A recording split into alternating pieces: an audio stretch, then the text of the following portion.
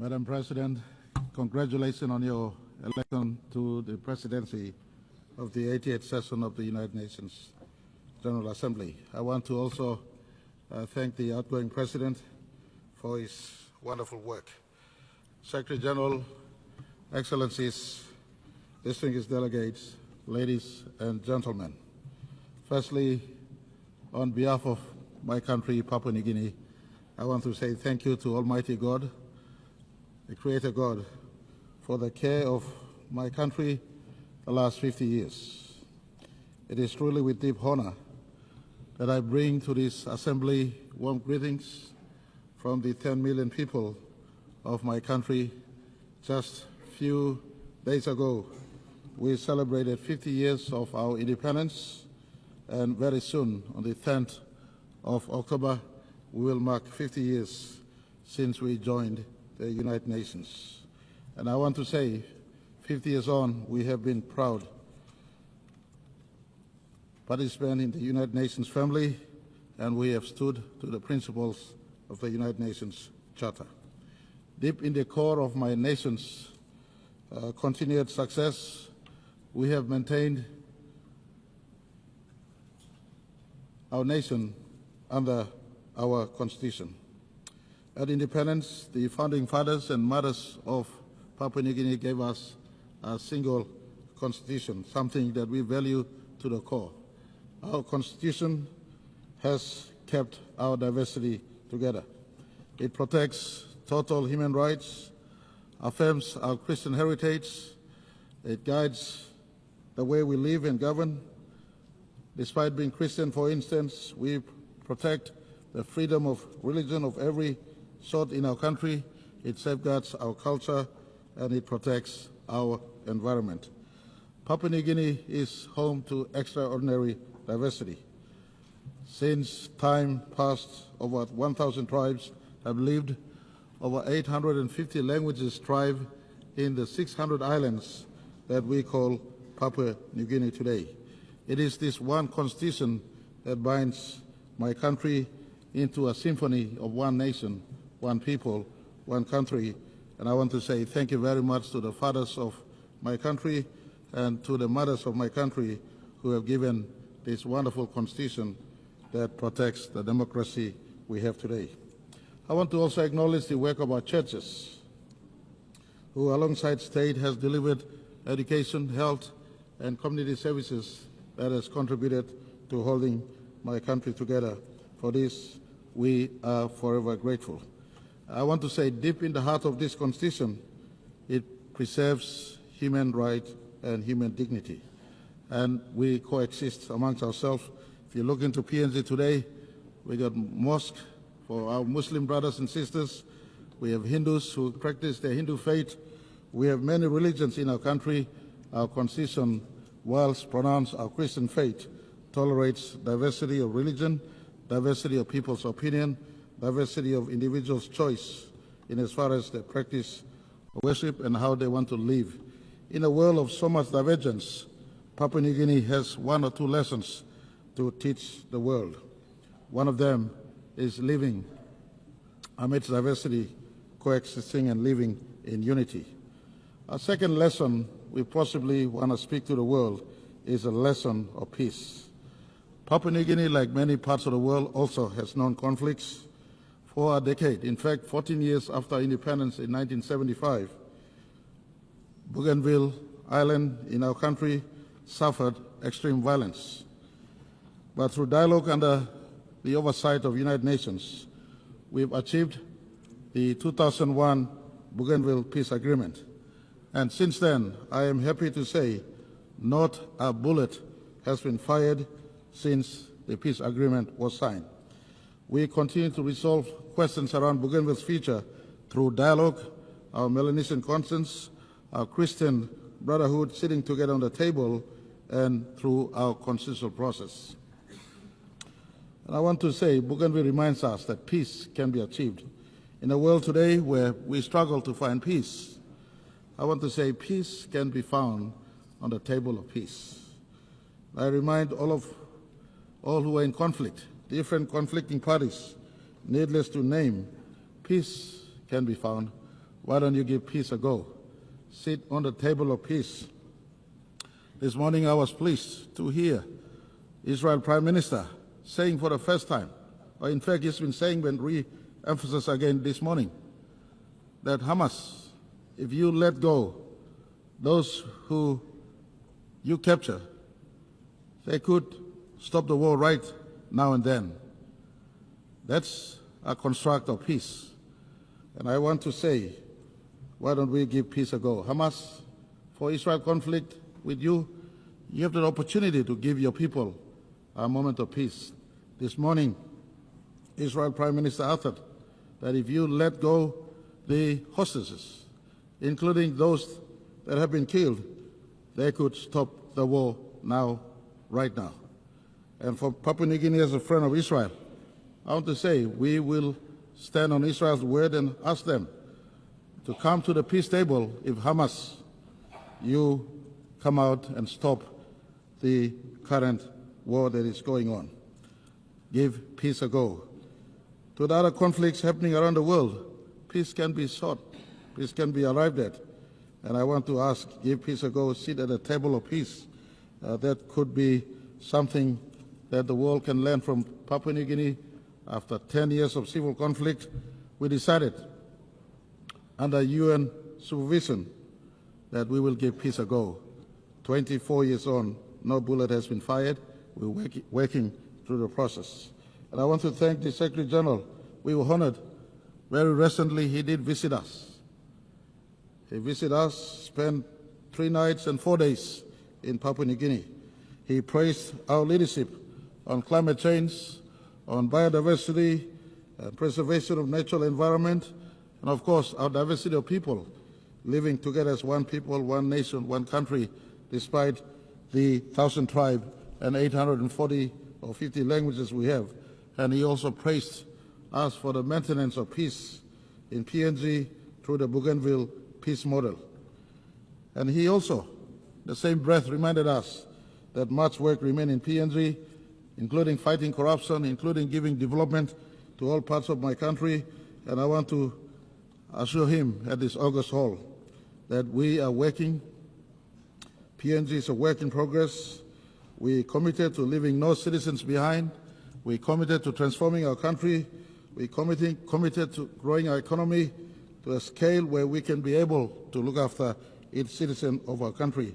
And I want to say to the Secretary General, Papua New Guinea commits to the goal of leaving no person or no child behind, and we give that assurance in the 80th anniversary of the United Nations. Papua New Guinea is also a good global citizen. We are not insignificant in as far as global discourse is concerned. Our forests and our oceans are great global assets. We have one of the biggest parcel of forest on planet Earth.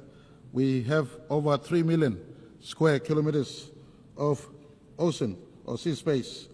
Our tropical forest absorbs carbon as well as produce oxygen, as I've been saying in this August Hall many times. Our vast waters, part of the great Pacific waters, are big carbon sink. Our rivers, our reefs, our ecosystems shelter unique biodiversity. In fact, we hold 6 to 7% of world's biodiversity. Why do I bring this up? I bring this up simply to point all of us that our planet is boiling. Our planet is in destruction mode. We must work to save our planet. Unless you have a second planet to run off to, science tells us in the observable universe, you look 93 billion light years into the observable universe, there is no other planet that is livable like planet Earth. And so why destroy this one planet that has trees, that has sea, that has water, that has oxygen, that is livable for all of us? Our ancestors passed on this livable planet to us. Why are we destroying this planet? We must preserve it and pass on a livable planet to our descendants. And in this vein, I want to put to all of you, those of us who are forest nations like PNG, and even ocean nations, where in our oceans biodiversity exists. PNG, with many of our Pacific Island nations, including Australia, home to one of the largest, in fact, the largest coral sea, the Coral Triangle, passes through our waters. We, custodians of these global resources, ask the big carbon footprint holders, especially the G20s and the industrial nations, cut your emissions. Reform the global financial system to support those of us who hold biodiversity and are biodiversity nations, and take responsibility for your carbon footprint. Unless, and again, you have a second planet to run off to. Doesn't matter what Elon Musk does. You can look to the outer space in your lifetime. It is not feasible to fly to the nearest planet. And so let's save this one planet we have. As we face COP30 in Brazil, Papua New Guinea offers support to forest nations and ocean nations to talk about sustainable development and just due in as far as us maintaining our forests is concerned. Our carbon footprint is minimal. PNG, for instance, produces 10 million metric tons of carbon a year, yet we subsume over 100 million metric tons of carbon. Someone producing those excess carbon out there must assist me preserving my forest or our forest for the upkeep of our planet. This is a conversation very close to all of us, and I want to put to all of us in this session. This planet is destroyed. Doesn't matter what you say. Don't live in ignorance. Ask your own scientists. Scientists and scientific finding tells us our planet is warming. In fact, it is boiling as we speak. And I want to ask that the United Nations, in fact, Secretary General, His Excellency Antonio Guterres has been a strong advocate in this space. Why don't we come out and support him fully? And on this, I want to thank the United Nations for continual embrace of Papua New Guinea's aspirations and views since 1975. I want to say thank you to all our bilateral partners and multilateral partners for standing with us since 1975. I want to thank Australia for being our strongest bilateral partner to date, including allowing us to be independent peacefully in 1975. I want to say thank you to all investors who've stood with PNG since 1975. Most of you know my line of thought. It is not aid and grant, but trade for PNG as we build our economy to sustain the over 10 million people that stays and call PNG home. I want to thank all NGOs and churches and individuals for their enduring support to my country in our 50th year of independence and democracy. Your solidarity has kept Papua New Guinea united thus far. In closing, I want to say 50 years ago we entered this assembly as one of the youngest members. Today, 50 years on, we stand tall as a free, vibrant democracy, nation that is still united amidst our diversity, resilient and strong, working to grow our economy so that our people can be prosperous and to improve our region as well as contribute to the world around us. On behalf of Papua New Guinea, I want to congratulate the United Nations for turning 80 this year, and to the world, 80 years may have passed. Some things don't change. Core values of humanity don't change. The United Nations is the meeting place of the diversity we have called planet Earth, rather. Papua New Guinea has diversity in ourselves. Our diversity finds our meeting place in our national parliament, in our constitution. Likewise for humanity. Many of you may think that the United Nations is irrelevant, but Papua New Guinea at the 80th year of United Nations want to say the Charter is relevant. We must keep the sanctity of the United Nations running. In this place, humanity can meet. In my closing message, I want to say unity can be found in diversity, like PNG maintains our unity in diversity. It is better together than being alone. Peace is built and sustained through dialogue and not through war. This one planet must be preserved for all generations. Thank you very much. Thank you too much. On behalf of Papua New Guinea, I say thank you all for listening.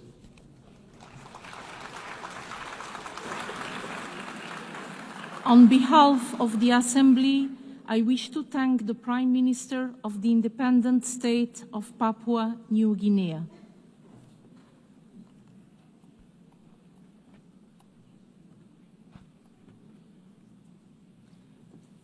The Assembly will hear an address by His Excellency Andre Holness, Prime Minister, Minister for Defense, and Minister for Economic Growth and Job Creation of Jamaica.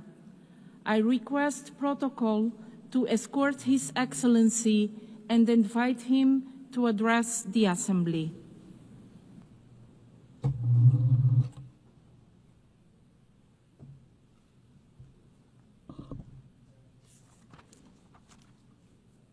Madam President, Excellencies, on behalf of Jamaica, I extend warm congratulations to you, Madam President, on your election to preside over this landmark 80th session of the General